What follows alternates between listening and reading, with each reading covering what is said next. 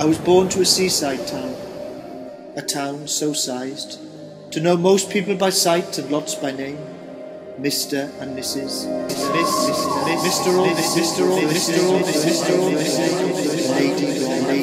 The blind man with his stick and the street sweeper, the parcel truck driver,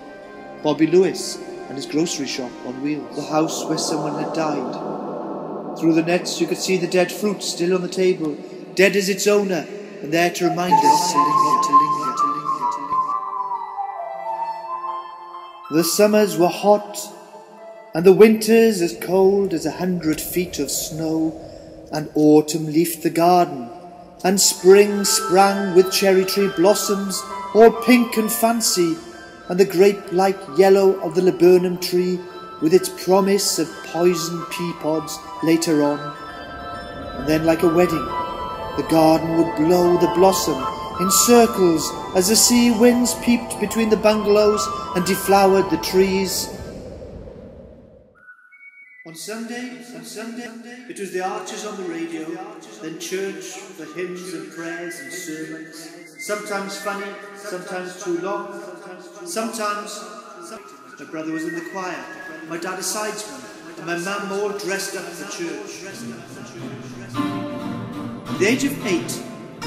I'd been on 15 world cruises to Asia, through China and India. I'd passed through Russia, left the boat in the Arctic to walk amongst the polar bears, and then rejoined the boat in Africa amongst the lions and the jungle,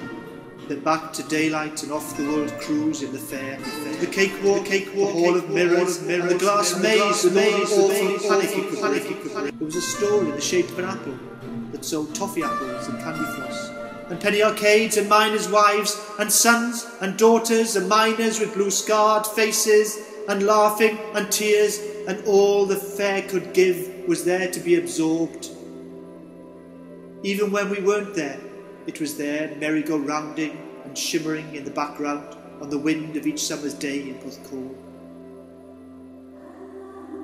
At night, in our bungalow in St. Michael's Road,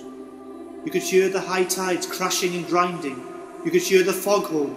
and you could see the glow from the steelworks in Port Talbot as they poured the slag.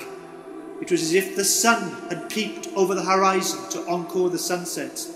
and steam poured skywards from the place my father worked, the place he designed and built on his own with a bit of help. I know, because he used to bring home the plans full of conveyor belts and buildings, and the other side which held me for hours, drawing, craning and painting massive sheets of white to be filled with imagination and battles and people, and then folded, and the secrets of the steelworks merged with the secrets of my drawings, and safe in my mind was the fact that I'd drawn in the plans of the place that was the works where my dad worked and had done since the war, and how he designed things and planned things, and how he was a civil engineer, and how he was working on a new tidal harbour with piers 1 mile long, and how it would bring iron ore from Australia, and how this and that about the steelworks I knew because I had the plans, and I drew on them for hours and hours and hours.